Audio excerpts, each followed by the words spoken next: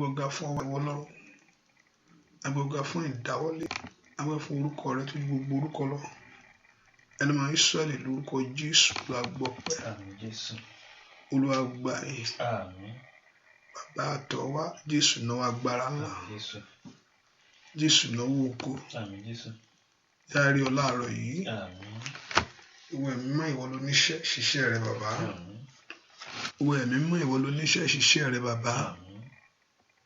Ìwọ ẹ̀mí mọ́ ìwọ ló níṣẹ́ ṣiṣẹ́ rẹ bàbá. Ìwọ ẹ̀mí mọ́ ìwọ ló níṣẹ́ ṣiṣẹ́ rẹ bàbá. Olúwa gba iṣẹ́ rẹ ṣe. Olúwa ṣiṣẹ́ rẹ lónìí. A ó sì gbé ìwọ Ọlọ́run ga. A ó sì yìn ọ́ lógo. Láì lórúkọ Jésù Kristi Olúwa tó olùgbàlà wa. Àmín àmín àmín lórúkọ. Dúpẹ́ lọ́wọ́ Ọlọ́run fún oore tó ṣe nínú ayé wa. Let's start thanking God for what He has done in our life. Olúwa o ṣeun ní gbogbo ọ̀nà fún ayé mi. The Lord, thank you over my life. Olúwa o ṣeun fún gbogbo ọ̀nà nínú ilé mi. Thank you over my journey. Olúwa o ṣeun fún gbogbo ọ̀nà lórí ilé mi. Thank you over my journey in life. Olúwa o ṣeun fún gbogbo ọ̀nà lórí iṣẹ́ mi. Lord, thank you over my job.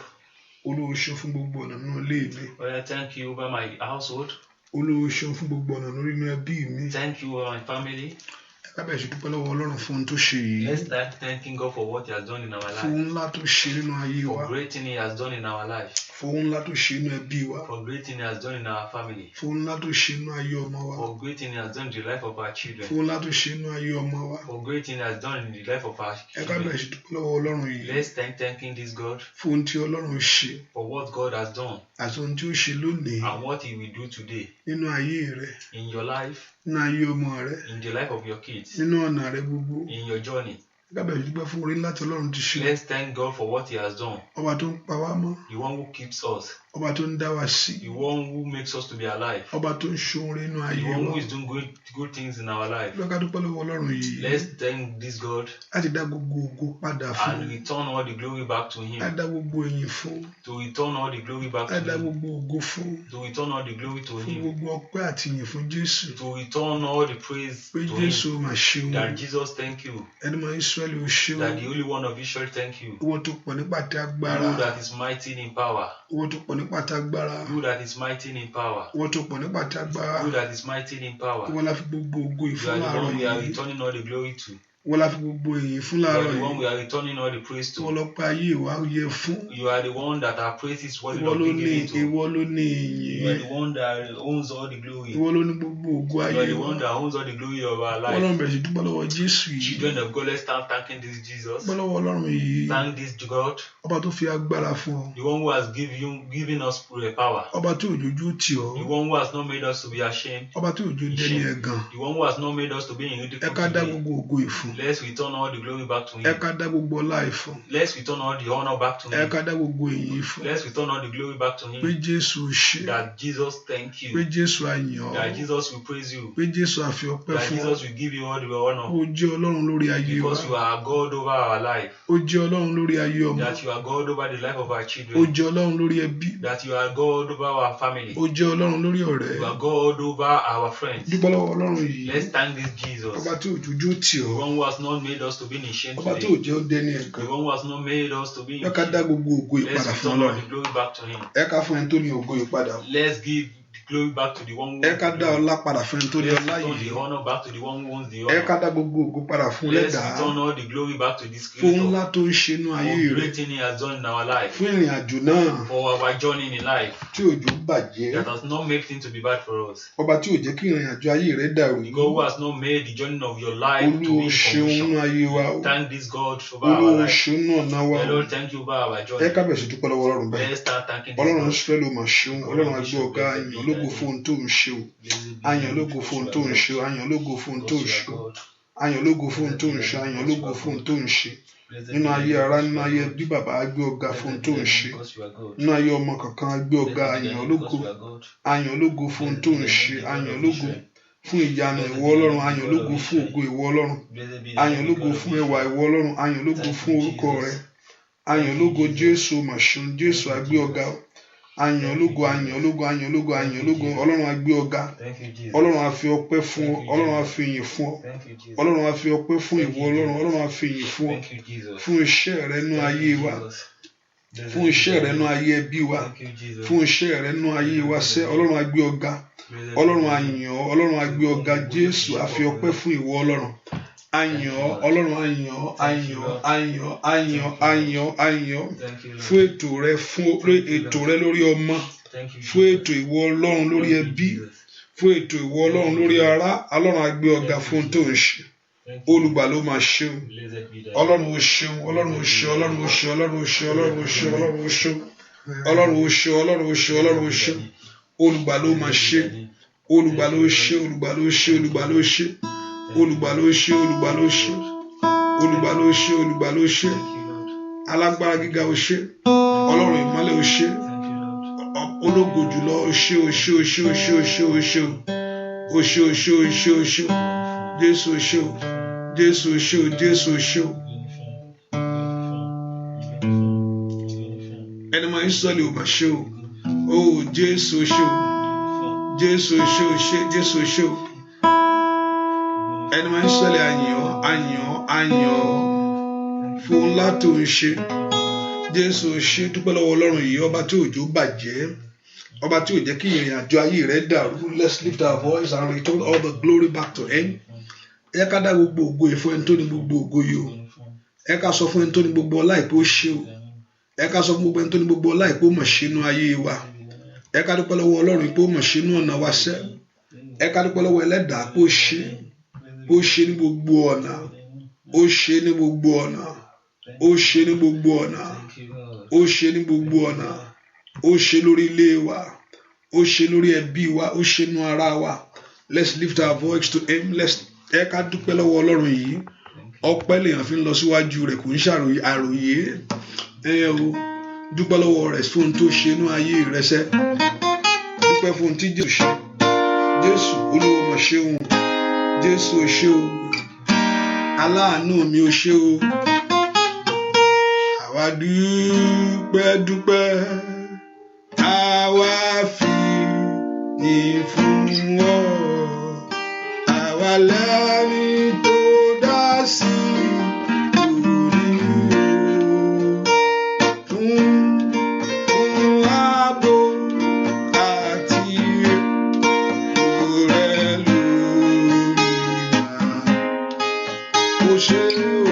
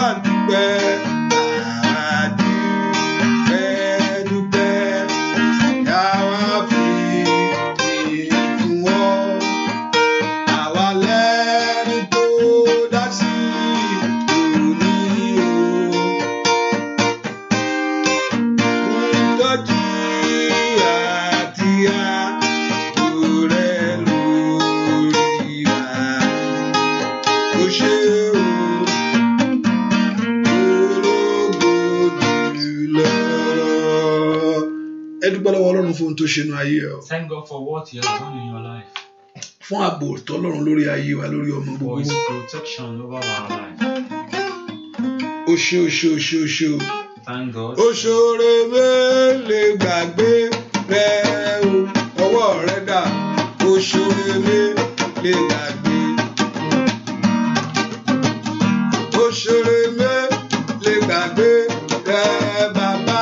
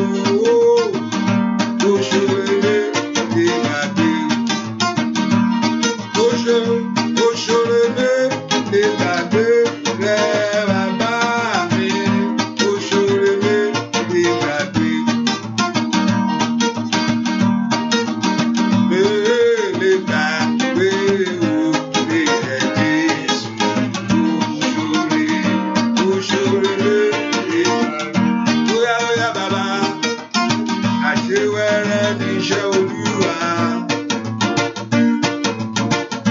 Ọba tí mo pè tó ń jẹ́. Àṣewẹ́rẹ́ níṣẹ́ Olúwa. Ọba tí mo pè tó. Àṣewẹ́rẹ́ níṣẹ́ Olúwa. Iṣẹ́ Jésù lórí ayé wa. Ọba tí mo pè tó ń jẹ́. Àṣewẹ́rẹ́ níṣẹ́ Olúwa. Ọba tí mo pè tó. Àṣewẹ́rẹ́ ni lórí ọmọ gbogbo. Àṣewẹ́rẹ́ níṣẹ́ Olúwa. Ọba tí mo pè tó ń jẹ́. Àṣewẹ́rẹ́ níṣẹ́ Olúwa. Ọba tí mo pè tó ń jẹ́. Praise Him, King of glory, praise Him. Praise Jehovah, hallelujah, amen. Praise Him, King of glory, praise Him. Praise Jehovah, hallelujah, amen. Praise Him, King of glory, praise Him. Praise Jehovah, hallelujah, amen. Shout, praise Him, King of glory, praise Him. Praise Jehovah, hallelujah, amen. Praise Him, King of glory, praise Him. Praise Jehovah, hallelujah, amen. Praise Him, King of glory, praise Him. Praise Jehovah, hallelujah, amen. Praise Him, King of glory, praise Him. Praise Jehovah, hallelujah, amen. Praise Him, King of glory, praise Him. Praise Jehovah, hallelujah, amen. Praise Him, King of glory, praise Him. Praise Jehovah, hallelujah, amen. Praise Him, King of glory, praise Him. Praise Jehovah, hallelujah, amen. Lift your voice and thank Him. Bẹ̀rẹ̀ sí máa gbé wọn Ẹ pẹ́ dúpẹ́ lọ́wọ́ Ọlọ́run. Ọlọ́run ṣe inú ayé wa. The Lord thank you about our life. Ó ti sọ fún wa ọ̀nà láti wá síwájú òun. He has told us the way to come to His presence. Ó ti sọ pé pẹ̀lú ọpẹ́ ni. He said with our praise. No matter ohun tó ń ṣẹlẹ̀ nínú ayé ẹni. Kò sí ohun tí bá máa ṣẹlẹ̀ nínú ayé wa. Ọlọ́run ti sọ pé ọ̀nà tó bá ń bọ̀ níwájú òun. God has told us the way to come to His Kì í presence. ṣe àròyé yẹn gan lòun kọ́ fẹ́ gbọ́. Not with your complaint.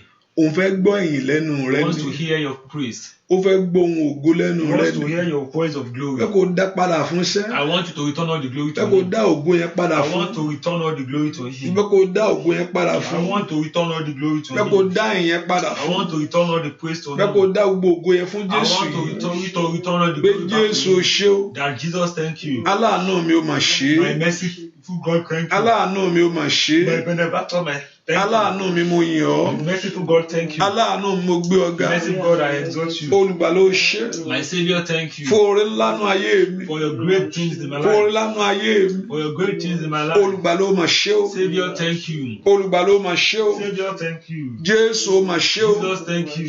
Jésù ó mà ṣe o. Jesus, thank you. Olùgbàlà ó ṣé. Jesus, thank you. Olùgbàlà ó mà ṣe o. Savior, thank you. Ẹni tó pọ̀ nípa tágbára The ó one ṣé. who is mighty in power. Kábíyèsí mo yìn ọ́. King, thank you. Ìwọ kìnìún ẹ̀yà Júdà mo gbé You, ọ̀gá. the Lion of Judah, I exalt Ìwọ you. kìnìún ẹ̀yà Júdà mo yìn ọ́. You, the Lion of Judah, I Fún exalt you. iṣẹ́ rẹ ní ọ̀nà mi gbogbo. For your work in my life. Fún iṣẹ́ rẹ ní ayé mi. For your work in my journey. Fún iṣẹ́ rẹ ní ọ̀nà mi For your gbogbo. work in my life. Olùgbàlà ó ṣeun. My Savior, thank you. Olùgbàlà ó ṣeun o. Savior, thank you. Olùgbàlà ó ṣeun o. Savior, thank you. Olùgbàlà ó ṣeun o. Savior, thank you. Gbọ́ àdúrà lórúkọ Jésù Kristi. Olúwa wa. Amen. Ẹ ká sọ fún Ọlọ́run mo gbójú sókè sí ọ̀ṣà. Lord, I lift up my voice unto you, my grace unto you. Ẹ̀ṣẹ̀ mi mọ́ jò dènà àdúrà mi. Do not let my sin block my prayer. Olúwa mo tọ̀ ọ́ wá ni. Lord, I have come unto you. Jẹ́ n rí ọ láàárọ̀ yìí. Let me see you this morning. Ó sọ pé àwọn tó bá wá wọn ó rí You òun. said those who search for you will surely see you. Ó sọ bẹ́ẹ̀ ó dé àwọn tó bá wá wọn á rí òun. Those who search for you will surely see Ó you. láwọn tó wá wọn tọkàntọkàn wọn á rí òun. Those who do it diligently with their heart will see Kò dẹ̀ you. sẹ́ni tó rí tí ayé wọn dó sójú kan. And there is no one that sees him that his life Kò will be sẹ́ni tó rí stagnant. tí ayé wọn wà bẹ́ẹ̀. Their life never remains stagnant Ẹ when porúkọ they see Jésù, you. Olúwa Let's call jẹ́ n upon rí the ọ name of lónìí. Jesus. Let me see you today. Olúwa jẹ́ n rí ọ Let me lónìí. see you today. Olúwa jẹ́ n rí ọ Let me see lónìí. you today. Olúwa jẹ́ n rí ọ Let me lónìí. see you today. Olúwa jẹ́ n rí ọnú agbára Let me rẹ̀. see you in your powerful hands Olúwa today. jẹ́ n rí ọnú ògo Let me rẹ̀. see your glory Olúwa today. jẹ́ n rí ọnú ẹwà Let me rẹ̀. see your beauty Olúwa today. jẹ́ n rí ọnú oore rẹ̀. Let me see your glory. Olúwa jẹ́ n rí ọnú Let me jẹ́ n rí ọnú agbára see you rẹ̀. in your powerful Ẹ might porúkọ today. Jésù. Let's call the name of Jesus. Ẹni máa Ísírẹ́lì jẹ́ n rí Holy ọ. One of Israel, let me see Ẹni you. máa Ísírẹ́lì jẹ́ n rí Holy ọ. One of Israel, let me see you. Nawọ́ agbára jáde bàbá. Father, stretch forth your powerful Nawọ́ hand. ìṣẹ́gun rẹ̀ jáde Stretch forth for your healing sórí hand ọ̀rọ̀ ayé mi ni. over my life. Olúwa nawọ́ ìṣẹ́gun rẹ̀ Let jáde me see your victory hand sórí ọ̀rọ̀ ayé mi over ni. my life. Olúwa jẹ́ n rí ọ. Let me see you. Ask the Lord that you want to see him. Ẹ sọ fún Ọlọ́run pé ẹ fẹ́ rí iṣẹ́ o. Ẹ pe orúkọ Jésù, Olúwa jẹ́ n rí ọ. Jésù jẹ́ n rí ọ. Jésù jẹ́ n rí ọ. Jésù jẹ́ n rí ọ. Jésù jẹ́ n rí ọ. Jẹ́ n rí ọ lórí ayé mi. Jẹ́ n rí ọ lórí ọ̀rọ̀ mi. Jẹ́ lórí ìdáwọ́lé mi. Ohun tó ṣe pàtàkì ni pé kó o rí o pé kéèyàn gbàdúrà nìkan ṣùgbọ́n kéèyàn rí Ọlọ́run yẹn gan ni. Olúwa jẹ́ n rí ọ. Gbogbo ohun tí ò ní jẹ́ kí n rí ọ. Gbogbo ohun tí ò ní jẹ́ kí n rí ògo ìwọ Ọlọ́run. Gbogbo ohun tí ò ní jẹ́ kí ẹwà rẹ farahàn lórí ọ̀rọ̀ mi. Ní orúkọ Jésù. Manana raba shikayaba. Ẹ pe orúkọ Jésù. Olúwa jẹ́ n rí ọ. Olúwa jẹ́ n rí ọ. Ẹni máa Ísírẹ́lì jẹ́ n rí ọ. Olúwa jẹ́ n rí ọ. Ẹ pe orúkọ Jésù. Mo fẹ́ rí Ọlọ́run. Ẹ pe orúkọ Jésù.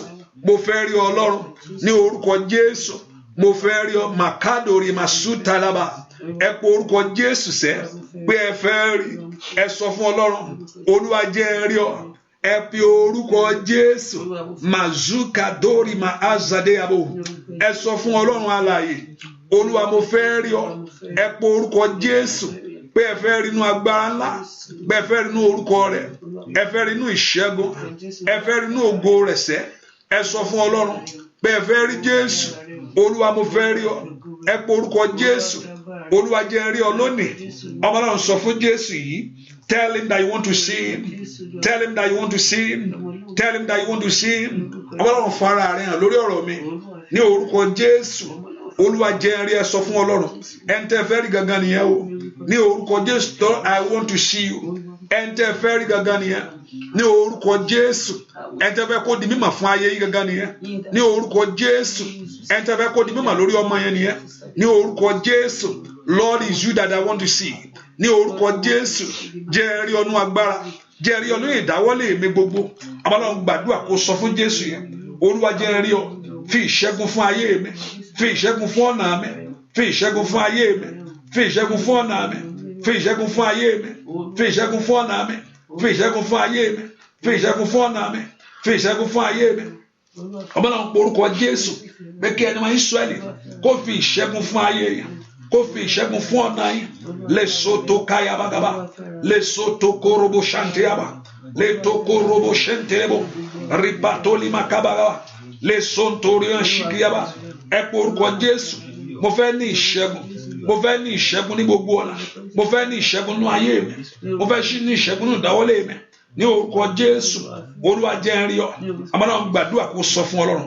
Bó o fẹ́ rí lónìí. Kó sọ ara rẹ̀ di mímọ́. Kó sọ ìṣẹ́gun rẹ̀ di mímọ́. Kó sọ orúkọ rẹ̀ di mímọ́. Ní orúkọ Jésù. Kó sọ iṣẹ́ rẹ̀ di mímọ́ lórí ayé mi. Àmọ́ náà lànà kó gbàdúrà. Olúwa fara rẹ̀ lórí ayé mi. Sọra rẹ̀ di mímọ́ bàbá. Ní orúkọ Jésù. Sọra rẹ̀ di mímọ́ nínú ayé mi. Le sondo yamakusa tiyaba. Le prondo sikirebo. Olúwa jẹ́ káwọn èèyàn rí ọ. Ní orúkọ Jésù. Nínú ìṣẹ́gun, nínú ìwòsàn. Ní orúkọ Jésù, nínú ìmúnáradá. Nínú ògosẹ́. Àmọ́ náà gbàdúrà ẹni tó fẹ́ rí gangan nìyẹn. Ẹ pe orúkọ Jésù. Ẹni tá fẹ́ rí gangan nìyẹn. Járí ọ. Járí ọ ní orúkọ Jésù. Járí ọnú agbára kí gbogbo ogun tán lónìí. Ní orúkọ Jésù kí gbogbo ọ̀rọ̀ tó lòdì ní orúkọ Jésù kó parẹ́. Gbọ́ àdúrà lórúkọ Jésù Kristi Olúwa wa. Mo fẹ́ rí ọ.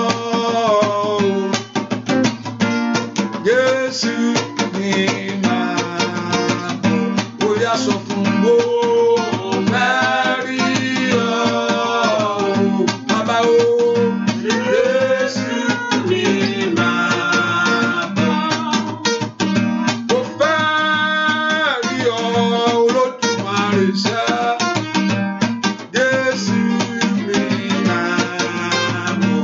Bóyá sọ fún ṣá. Mo fẹ́ rí ọ. Jésù ni màá bọ̀. Mo fẹ́ rí ọ nínú ayé mi o. Jésù wá máa bóyá máa bọ̀ sẹ́ Olódùmarè. Mo fẹ́ rí ọ. Bóyá bóyá Jésù ni màá bọ̀.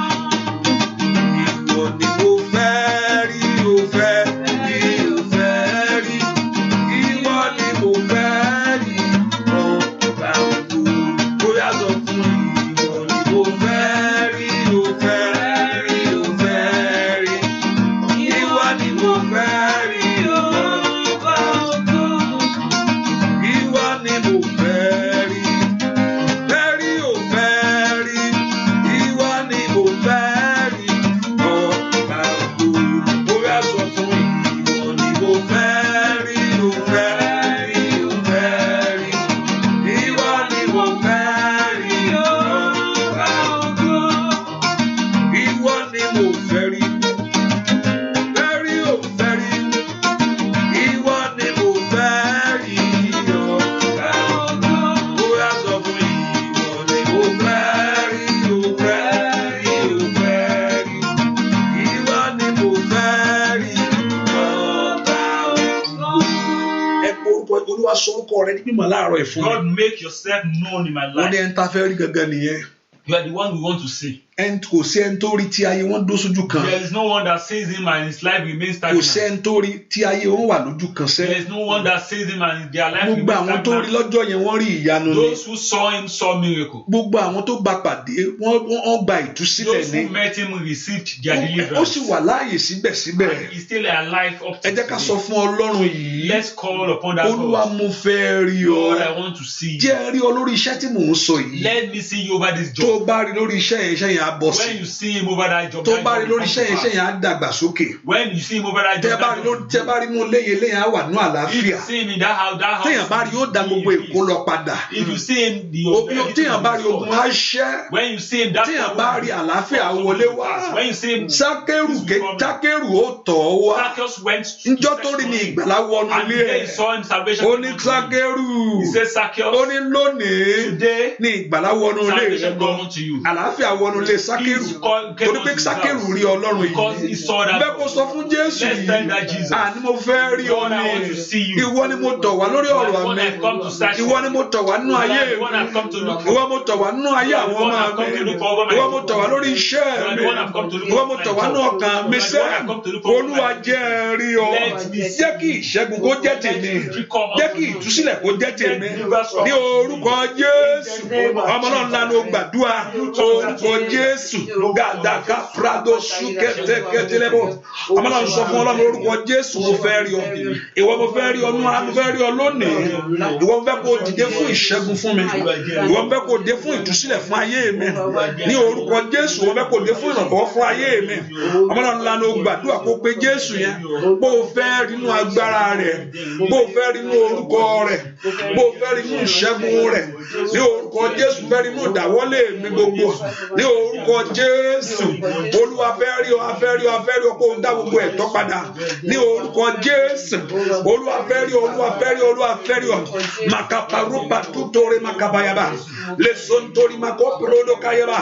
Masotoli makopre kedebo kaba. Le prendo shuke telebo kaba. Lesondori makotele makayabo. Ní orúkọ Jésù jẹ́ rí ọ̀nà agbára. Kí gbogbo ìṣòro ayé mi tán lónìí. Let me see your power, O God. Ẹ fi orúkọ Jésù. Mo fẹ́ rí Ọlọ́run tó ti ń tó ogun tí ń ta ayé mi o. Mo fẹ́ rí ọ, mo fẹ́ rí ọ ní ìṣẹ́gun. Gbúà dúà lórúkọ Jésù Kristi Olúwa wá. Amen. Ẹ kó tún gbàdúrà kó sọ I fún want Ọlọ́run. you to pray and tell God, Ọlọ́run mo fẹ́ rí ọ̀sẹ̀. Lord, I want to see you. Gbogbo ẹni tó rí Ọlọ́run lórí ìyanu. Those who saw Jesus saw miracle.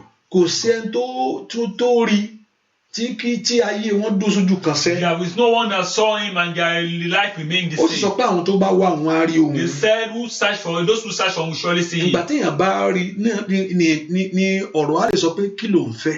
When you see him, that is when heaven will ask you about your request. Ìgbà téèyàn bá rí náà lè béèrè ní àdúrà gbà. And that is when your prayer will be answered. Nígbà ọ̀pọ̀lọpọ̀ àpá mo ti ń gbàdúrà látijọ́ èmi kò tí èèyàn ò tí ì rí ni. You have not seen him, that is why your prayer are not yet Torí pé answered. ìjọ́ téèyàn bá pàdé ní àánú ṣẹlẹ̀. The day you see him will be the day for your miracle. Ẹ lọ wò láti Genesis dé Revelation kò sẹ́ni tó rí táyé wọn dó sójú kan. From Genesis to Revelation, there's no one that saw him and their life remained the same. Nínú àárín ọ̀pọ̀ èrò tí gbogbo ẹni kó gbẹnu sọ̀hún kó dákẹ́. Bartimaeus was asked to keep Ṣùgbọ́n gbà tó rí quiet, Jésù yẹn, but when he saw that Jesus, àmọ́ tí Jésù sọ fún o, we knew what Jesus told him. ó ní pé kí ló fẹ́ kí n ṣe He said, fún ọ? what do you want me Kí to ló do? kí ló ń fẹ́? What do you want? Ẹ máa rọ ní tó dó sí bẹ́ẹ̀ fún 38 years tó wà lójú kan. You saw that man that waited for 38 years Ìjọ́ on tí arọ yẹn the spot. pàdé Jésù lọ́jọ́ yẹn The náà. day he met Jesus, Ní ó béèrè lọ́wọ́ ẹ̀ pé ṣé o fẹ́ kó omi tó he wà said, yìí? what do you want to leave that position? Bẹ́ẹ̀ ni kò sẹ́ni tó rí tí ayé wọn dó sójú kan. No one saw him and their life remained the same. Arákùnrin náà tán bí láì lójú. The man born with no eye. Táyé sọ̀rọ̀ kó ti parí fún And people thought there's nothing for ìjọ him. tó rí Jésù yìí They saw Jesus. ni ó gba He ìwòsàn. received his deliverance. Ẹ pe orúkọ Jésù. Of Jesus. Olúwa mo tọ̀ wá ní. Lord, I have come Lórí ìdáwọ́lé mi lórí ọmọ mi lórí ìwé ìgbénu mi. Olúwa mo tọ̀ wá ní fún ìṣẹ́gun fún ayé mi.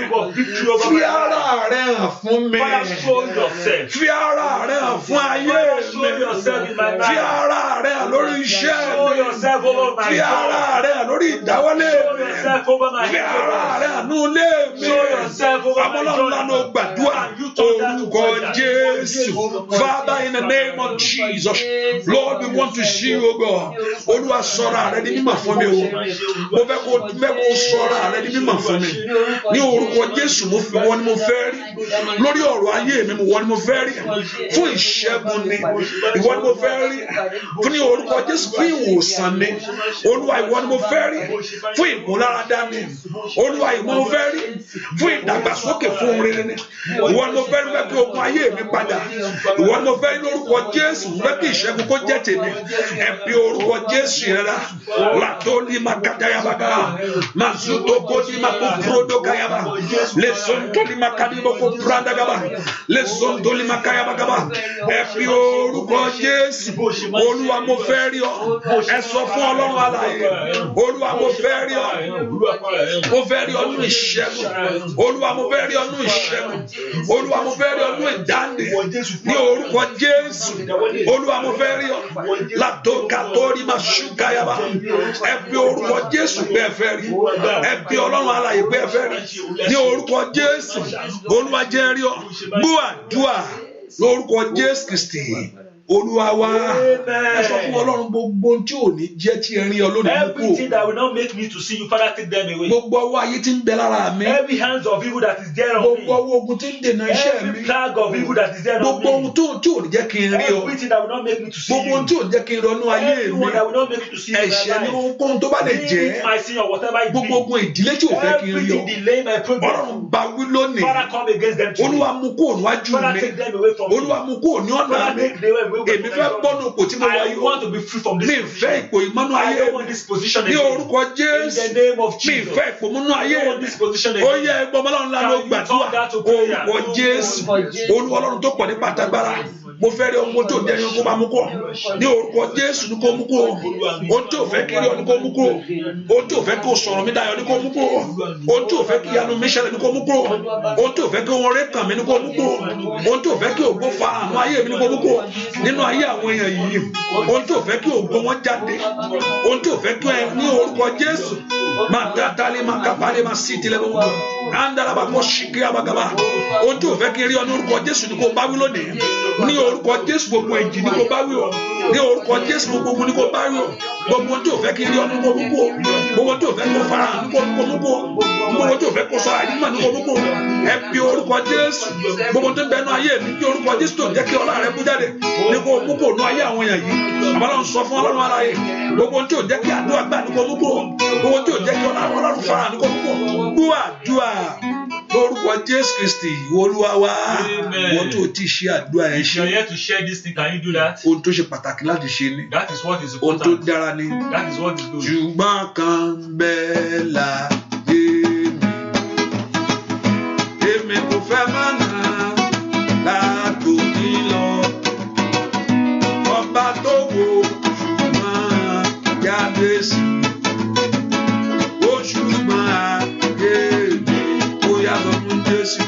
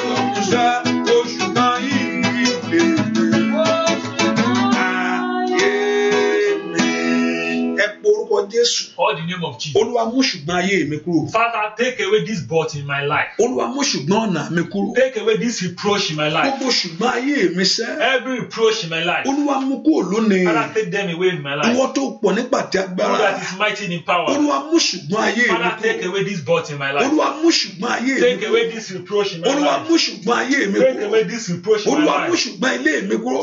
Take away this reproach in my life. Gbogbo ṣùgbọ́n tí bẹnu ayé mi. Every reproach in my life. Olúwa mú kúrò. Gbogbo ìdààmú mi yìí. Take away. Olúwa mú kúrò. Take it away in my life. Gbogbo ogun ayé mi yìí. Every problem of my life. Olúwa mú kúrò. Father, take it away. Ọmọlọ́nla ló gbàdúrà. Orúkọ Jésù.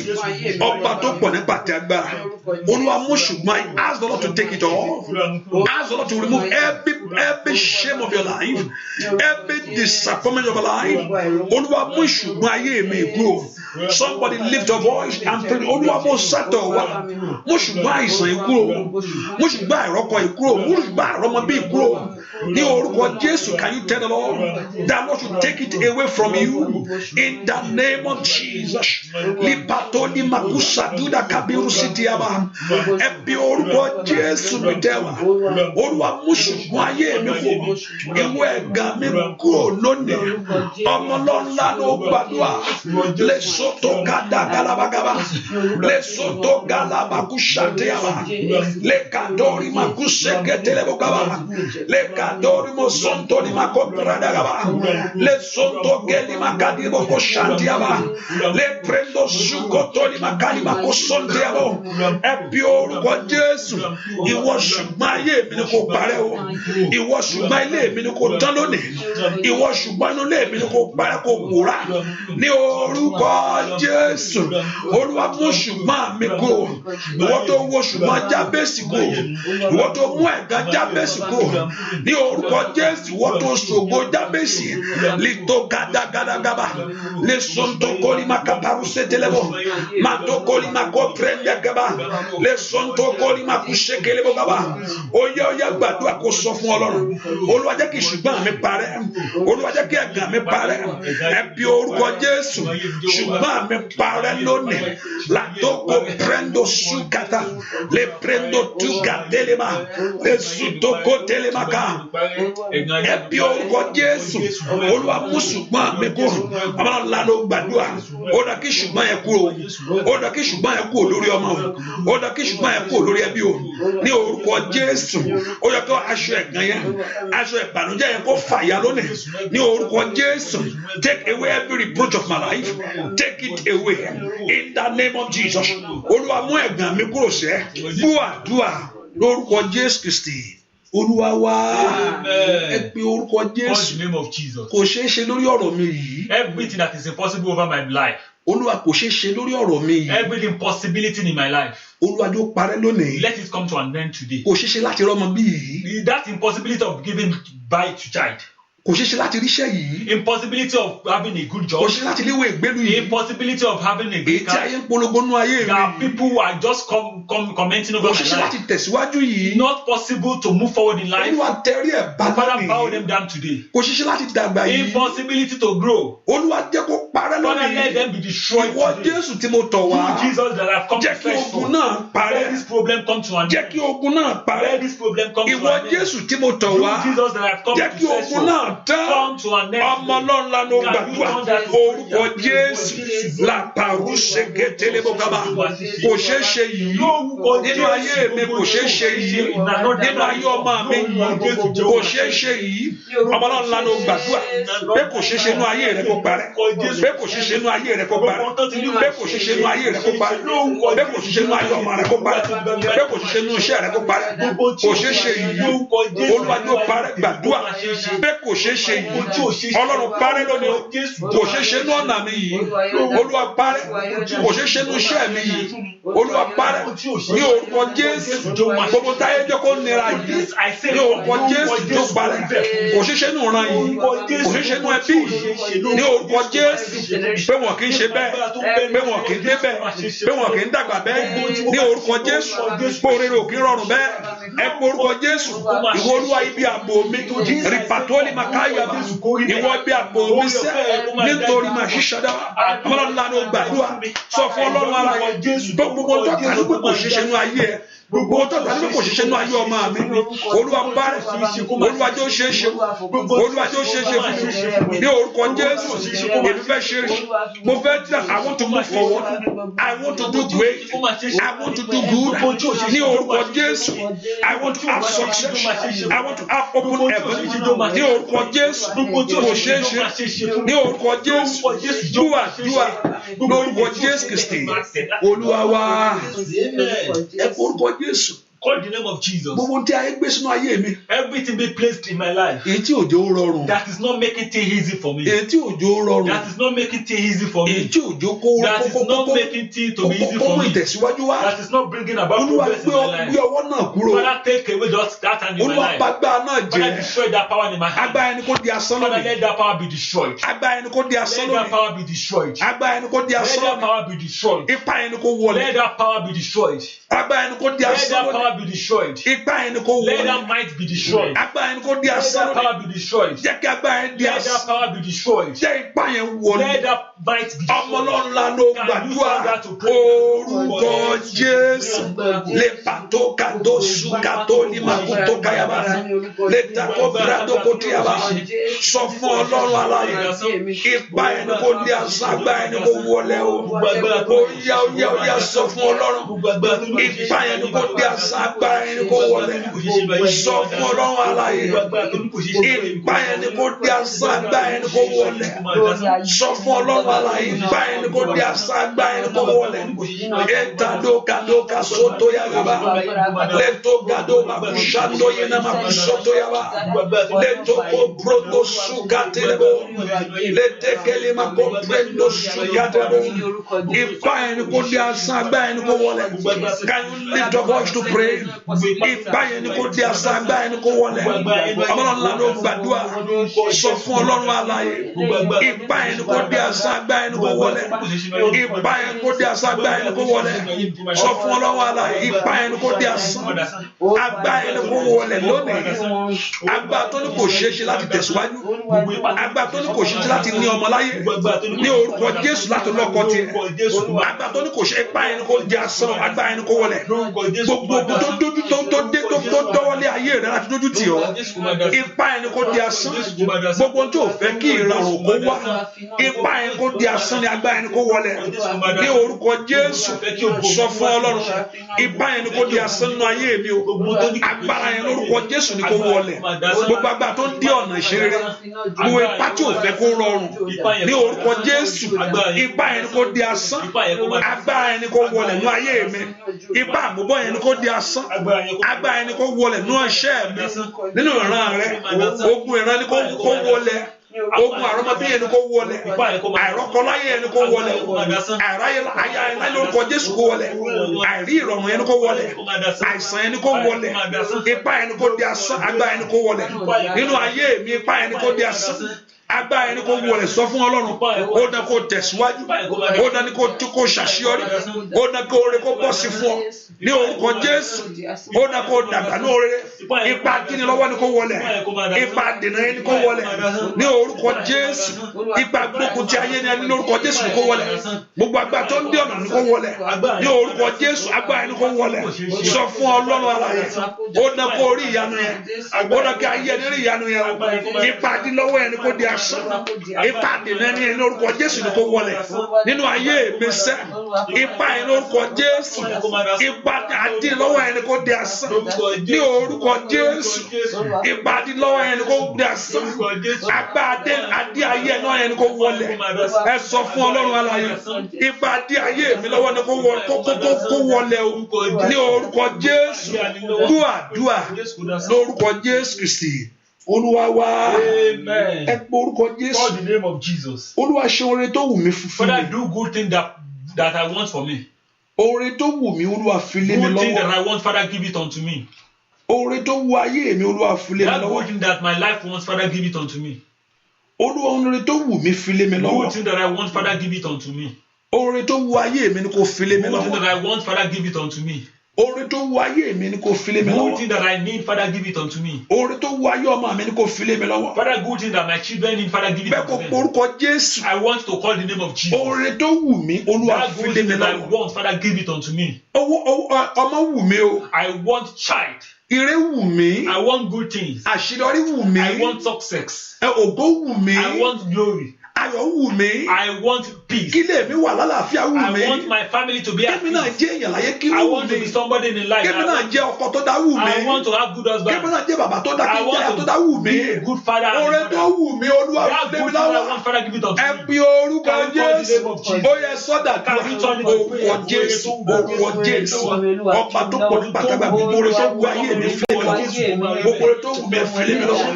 Olúwa gbogbo oore tó wù ayé mi ní kẹ́ fún mi. Olúwa gbogbo oore tó wù mí ní kẹ́ fi lé mi lọ́wọ́. Olúwa gbogbo oore tó wù mí ní kẹ́ fi lé mi lọ́wọ́. Ní orúkọ Jésù gbogbo oore tó wù ayé mi ní kẹ́ ṣe fún mi. Gbogbo oore tó wù mí ní kẹ́ fún mi. Ẹ fún mi ní gbogbo oore tó wù ayé mi. Ọlọ́run sọ fún Jésù kí gbogbo oore tó wù ayé ẹni kọ́ lọ́run kó fún ọ. Olúwa fún mi ní ayọ̀ mi. Olúwa fún mi ní ayọ̀ mi. Olúwa fún mi ní ayọ̀ mi. Olúwa fún mi ní ayọ̀ mi. Olúwa fún mi ní ayọ̀ mi. Olúwa fún mi ní ayọ̀ mi. Ní orúkọ Jésù Olúwa fún mi ní ayọ̀ ọmọ wù mí, ayọ̀ iṣẹ́ wù mí, ayọ̀ ọkọ tuntun wù mí, ayọ̀ àṣeyọrí wù ayé mi. Gbogbo oore tó wù ọ́ ni kò gbàdúrà kọ́lọ́run kò fi lé ọ lọ́wọ́. Ọ̀dá rere ò gbúdọ̀ dá ọ, ọ̀dá rere ò gbúdọ̀ dá ọ, ọ̀dá rere ò gbúdọ̀ dá ayé rẹ. Ó ní orúkọ Jésù, ó ní orúkọ Jésù, ayọ̀ wù mí, àṣeyọrí wù mí. Ẹ sọ fún Ọlọ́run alààyè, oore wù mí ní orúkọ Jésù. Oore wù ayé mi, oore wù ayé mi, oore wù ayé mi, oore wù iṣẹ́ mi ní orúkọ Jésù. Sọ fún Ọlọ́run alààyè, mo lérò kó gbàdúrà sẹ́, ìlì àmàkúsù tó yàrá, ìlì màkúsà kẹ́lìbà. Sọ fún Ọlọ́run alààyè, Ọlọ́run Ísírẹ́lì, oore wù mí ní ọdún yìí, àṣeyọrí wù ayé mi o, ẹ̀mí gígùn wù mí, ìkábàbọ̀ sọ́tò yàrá. Sọ fún Ọlọ́run alààyè, oore wù mí, gbọ́ àdúrà lórúkọ Jésù Kristi Olúwa wa. Ẹ pọ orúkọ Jésù.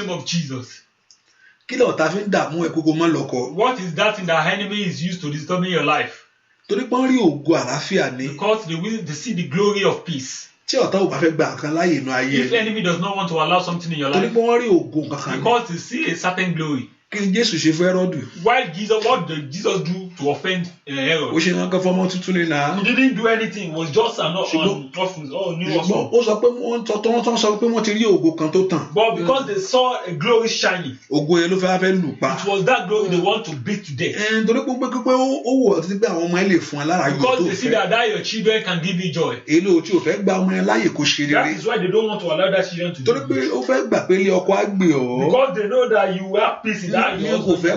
Kó orí ilé ọkọ gbé. And that is why they don't want you to live that peace. Kó orí iṣẹ́ gidi yẹn. Or to have a good job. Ẹ pọ orúkọ Jésù. Call the name of Jesus. Gbogbo agbá tí ń bá mi ju ògo ayé mi. Every power dragging my glory with me. Gbogbo ipá tí ń bá mi bá ògo ayé mi jà fún mi. Every power dragging my glory with me. Olúwa bá mi dójú tì í. Father, put them to shame. Olúwa dójú tì í. Father, put them to shame. Ẹ gbé mi lékè ogun yìí. Father, let me be ahead of this problem. Ẹ gbé mi lékè ogun yìí. Let me be ahead of this problem. Ẹ gbé mi lékè ogun yìí. Let me overcome this problem. Ẹ mú mi borí ogun yìí. Let me overcome this problem. Ẹ fún mi ní ìṣẹ́gun lórí ogun yìí. Give me peace over this problem. Ogun tó rí ògo ayé mi. This problem that saw my glory. Ètí bá ògo ayé mi jà. That is dragging my glory. Ètò rí ògo iṣẹ́ mi yìí. That is dragging the glory of my life. Ètí bá ògo iṣẹ́ mi jà. That is dragging the glory of my job. Ẹ fún mi ní ìṣẹ́gun lórí Father, give me peace over it. Olúwa mo bèrè ìṣẹ́gun ní. Lord, I have for peace lórí ogun náà. Over this problem. Lórí ogun náà. Over this problem. Olúwa mo bèrè ìṣẹ́gun ní. Lord, I have for victory. Lórí ogun náà. Over this problem. Ọmọlọ́nla ló gbàdúrà.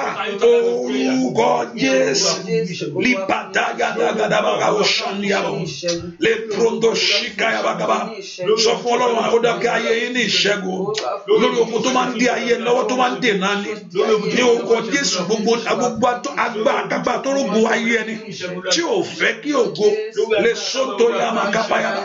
Lè takabagaba. Lè sọ́tò tolimakaba. Lè sọ́tò libagaba. Lè sọ́tò tolikaba. Sọ fún Ọlọ́run alààyè. Lè sọ́tò tolimakatea. Orúkọ Jésù. Ó nà kó oníṣègùn. Gbọ́ àdúrà. Olúwa wa. Olúwa.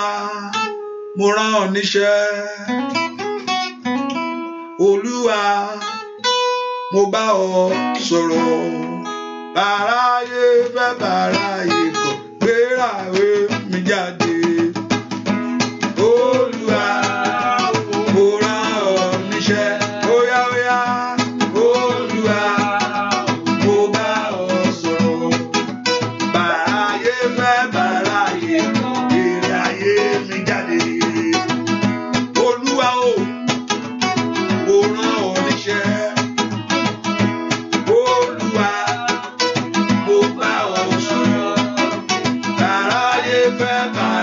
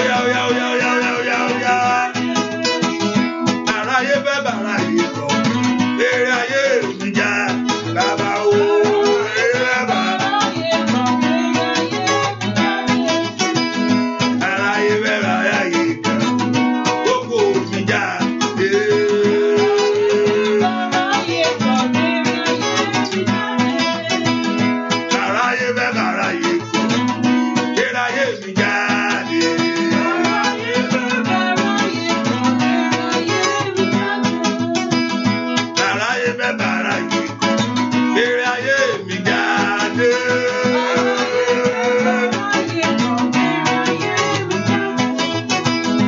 Aráyé fẹ́ bàrà yìí kọ̀ èrè ayé mi jáde.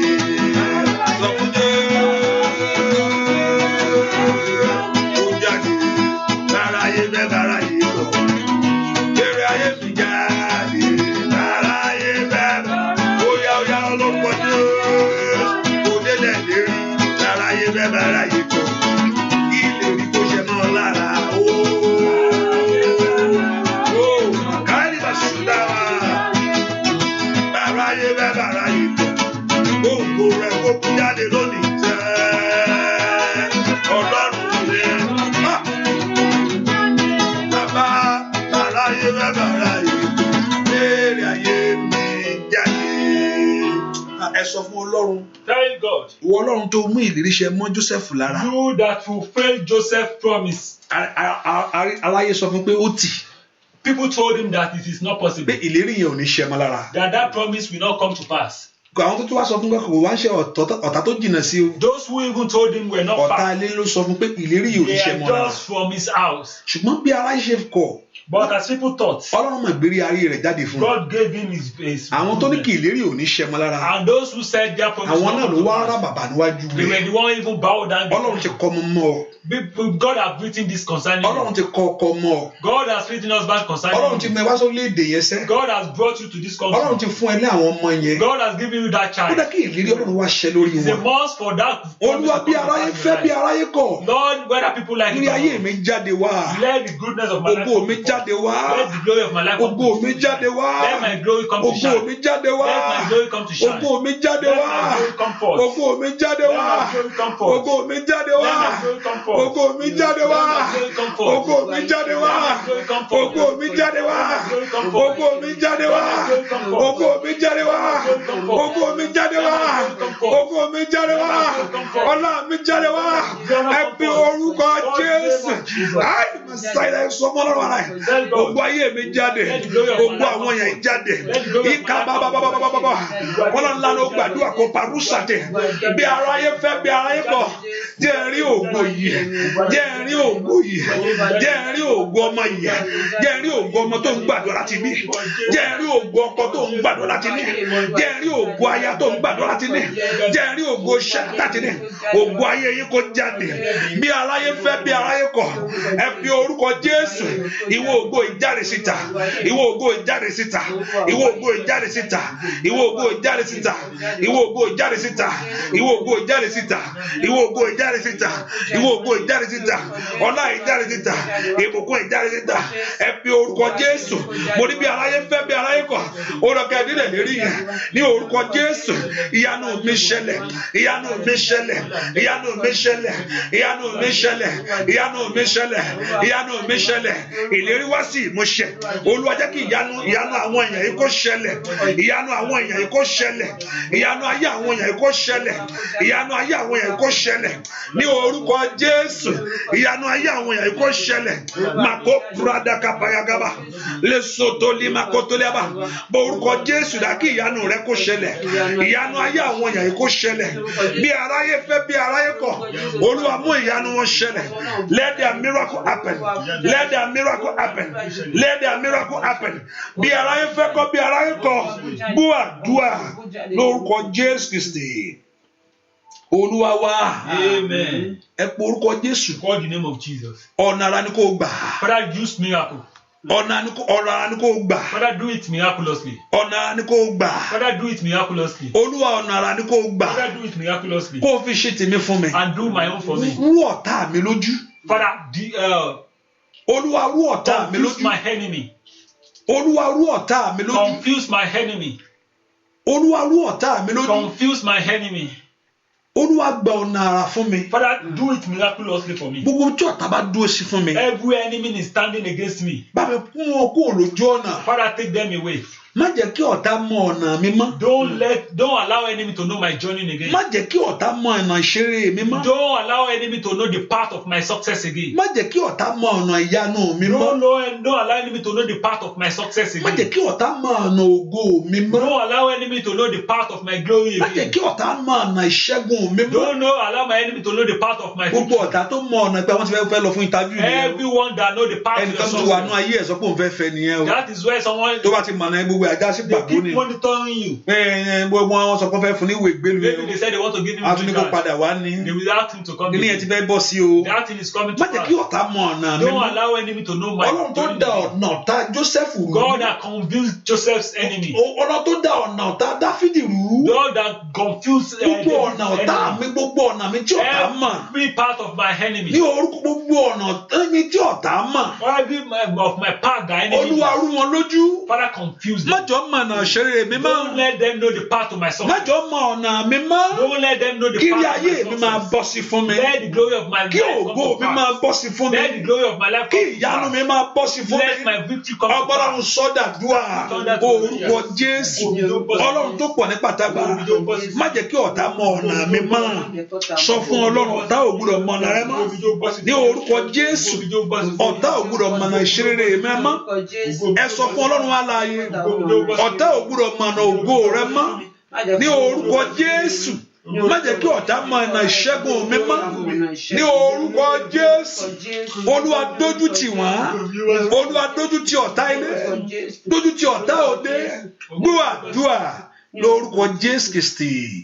Olúwa wá. Ẹ pé orúkọ Jésù. Call the name of Jesus. Say God is our refuge. Olúwa ni ààbò wa. And strength. Àti agbára wa. A very present help. Wọ́n lọ́wọ́lọ́wọ́ ní in trouble. Nínú ìpọ́njú. Ẹ ká porúkọ Jésù. Let's call the name of Jesus. Ọlọ́run ìwé ìwà ààbò mi. You my refuge. Olúwa ìwà ààbò mi. You my refuge. Ohun tí mo wá fún ní àárọ̀ èrè. What I've come to look for this morning, this is it. Mo fẹ́ kó ṣe lè fún mi. Father, do it for me. Mo fẹ́ kó béèrè nǹkan tó fẹ́ lọ́wọ́ Ọlọ́run I lọ́wọ́lọ́wọ́ want to yìí. ask for whatever you ask from you need from God. Mo fẹ́ ká sọ ohun tá à ń fẹ́ lọ́wọ́ I Ọlọ́run. want to tell God whatever you need. Kí lẹ fẹ́ kí Ọlọ́run kó ṣe? What do you want God to do for you?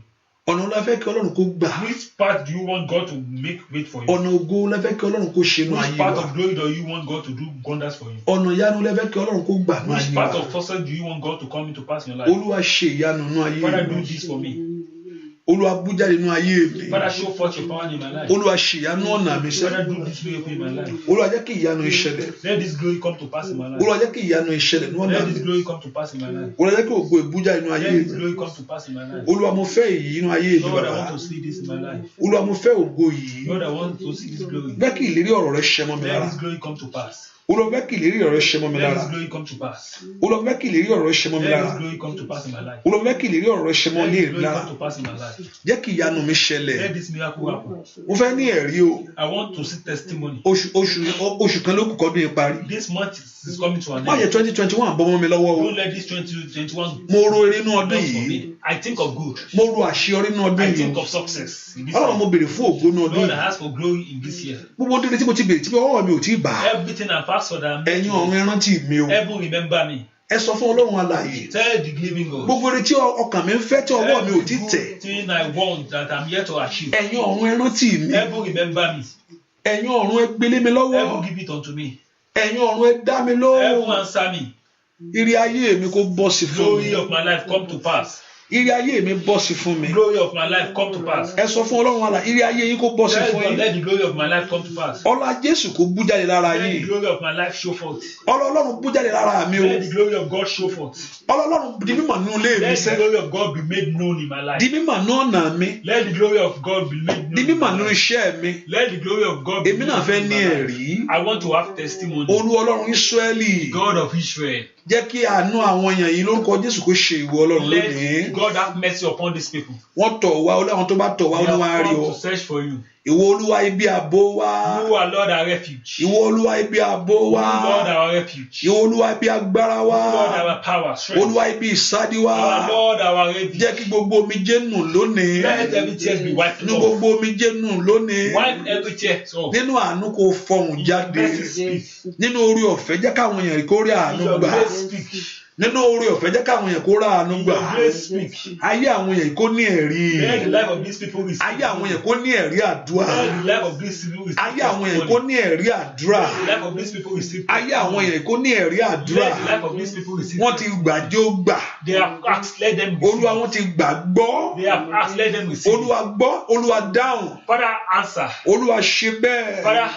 Ojú àdúrà má jẹ́ ó ti àwọn èèyàn yìí. Don't let them be put to shame. Ojú àdúrà má jẹ́ ó ti ayé àwọn èèyàn yìí. Don't let them be put to shame. Ojú àdúrà má jẹ́ ó ti ilé àwọn èèyàn yìí. Don't let them be put to shame. Ojú àdúrà má jẹ́ ó ti ọ̀nà àwọn Don't èèyàn let them yìí. be put to shame. Jẹ́ kí orúkọ rẹ kó di mímọ̀. Let your name be made known. Jẹ́ kí orúkọ rẹ kó di mímọ̀. Let your name be made known. Jẹ́ kí ọlá rẹ kó pọ̀ sí i. Let your mercy Nínú ayé àwọn èèyàn yìí bú jáde. in the life of these people. Nínú ayé àwọn èèyàn yìí bú jáde. In the life of these people show forth. Nínú ayé àwọn èèyàn yìí bú jáde. Before the life of these people show Nínú ayé àwọn èèyàn yìí bú jáde. In the life of these people show forth. Fi ọlá rẹ hàn bàbá. Father, show your glory. Fi ìṣẹ́gun rẹ hàn Show Olódùmarè. your power, Lord. Ojú ò gbúdọ̀ ti àwọn èèyàn yìí You o. must not be put to shame, Lord. Ayé ò gbúdọ̀ yọ àwọn eléyìí. You must not be put to shame, Lord. Àwọn tó tọ̀ bọ́ aṣọ ìyà lọ́rùn wọn. Father, remove this death Gbogbo from aṣọ them. ọ̀fọ̀ Olúwa fi jóná Father, remove lónìí. this clothes from them. Gbogbo aṣọ ìbànújẹ́ fi jóná lónìí. Every cloth of sorrow, Father, Ọlá àwọn èèyàn jó pọ̀ sí let i. the glory of those people come Níbikíbi forth. tó ti tọ̀ wá lórúkọ Jésù Wherever jẹ́ they rí ọ. come to search for you, let them see you. Ibikíbi tó ti ké pè ọ́ jẹ́ rí ọ. Amen. Jẹ́ kí ọlá rẹ bú jáde. Amen. Jẹ́ ká yé wọn kó ní ẹ̀rí. Amen. Ọlọ́run tẹ́ ké pè lónìí kó dá yín lóhùn. Àmín Jésù. Jésù tẹ́ fi ọ̀rọ̀ yín lọ̀ kó ṣe bẹ́ẹ̀. Jésù. Kó fi ọlá rẹ̀ hàn. Àmín Jésù. Kó bá ogun lé yẹn wí. Àmín Jésù. Kó bá ogun òde yẹn wí. Àmín Jésù. Kó bá ogun ọ̀rẹ́ yẹn wí. Àmín Jésù. Kó bá ogun àdúgbò wí. Àmín Jésù. Ogun ọjọ́ pẹ́ kó sọ́dọ̀gùn ìtẹ̀mọ́lẹ̀. Àmín Jésù. Ẹ borí ogun látòní lọ. Àmín Jésù. Ẹdẹ ni ìṣẹ́gun. Àmín Jésù. Ẹdẹ ni ọlá.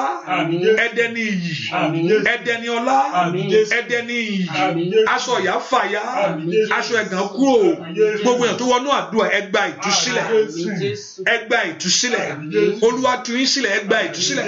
Lọ́wọ́ ìgbèkùn gbogbo ẹ gba ìtúsílẹ̀. Àmín Jésù. Bẹ́ẹ̀ ni ó sì rí fún yín. Amen. Ó ti rí bẹ́ẹ̀ o. Àmín Jésù. Ojú ìgbàgbọ́ ò ní tì Àmín yín. Jésù. Ayé ò ní yọ̀ yín. Àmín Jésù. Bẹ́ẹ̀ ni ó sì rí Àmín Jésù. láì lórúkọ Jésù Kristi Olúwa àtàgbára wa. Àmín. Amen. Àmín. Àmín lórúkọ Jésù.